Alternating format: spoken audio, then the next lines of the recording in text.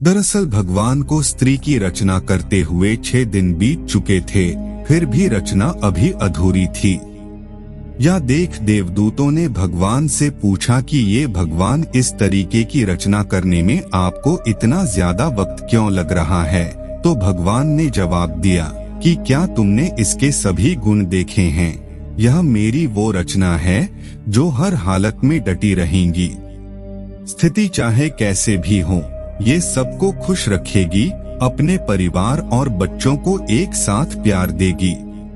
इसमें बीमार होने पर भी कई घंटे काम करने की क्षमता होगी।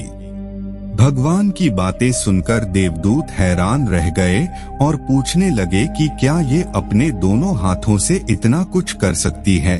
भगवान ने जवाब दिया, बिल्कुल, इसलिए तो यह मेरी सबसे अद्भुत रचना कहलाएगी।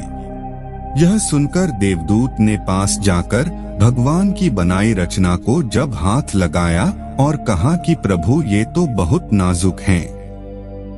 तो भगवान ने हंसकर कहा कि ये बाहर से नाजुक जरूर है पर अंदर से इतनी ही मजबूत है, अर्थात ये कोमल तो है पर कमजोर नहीं। इतना सुनने के बाद देवदूत इस रचना के बारे में और भी जानने को उत्सुक हो गए और देवदूत ने भगवान से पूछा कि हे प्रभु, इस स्त्री में सोचने की क्षमता तो होगी ना। प्रभु ने कहा, यह न केवल सोच सकेगी बल्कि इसमें हर समस्या का मुकाबला करने की क्षमता होगी। दरअसल देवदूत ने जब पास जाकर स्त्री के गालों को हाथ लगाया तब उन्हें कुछ पानी जैसा प्रतीत हुआ।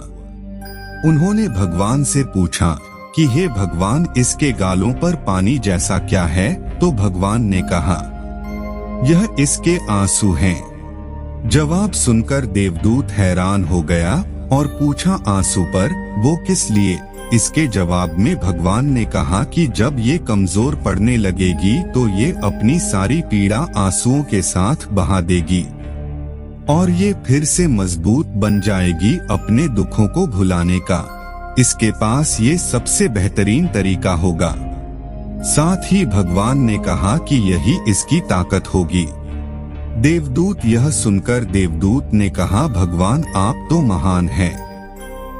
इस रचना को आपने बहुत सोच समझकर बनाया है। तो भगवान ने कहा, ये स्त्री रूपी रचना हमेशा अपने परिवार की हिम्मत बनेगी और हर परिस्थिति में निश्चल रहकर ही समझौता करेंगी। तो देवदूत ने कहा, भगवान आपकी रचना संपूर्ण है। तो भगवान ने जवाब दिया कि नहीं, अभी इसमें एक कमी है और वह यह है कि अपना महत्व भूल जाएगी कि वो कितनी खास हैं। श्रोताओं, भगवान द्वारा बनाई गई संरचना की कथा को देखने के बाद आप भी जान गए होंगे कि आखिर एक स्त्री में इतने रूप क्यों पाए जाते हैं। फिर चाहे माँ हो या बहन, पत्नी हो या फिर बेटी, उसका हर रूप परिपूर्ण है। इसलिए आप भी भगवान की बनाई इस रचना को जानिए और स्त्री का सम्मान कीजिए। धन्यवाद।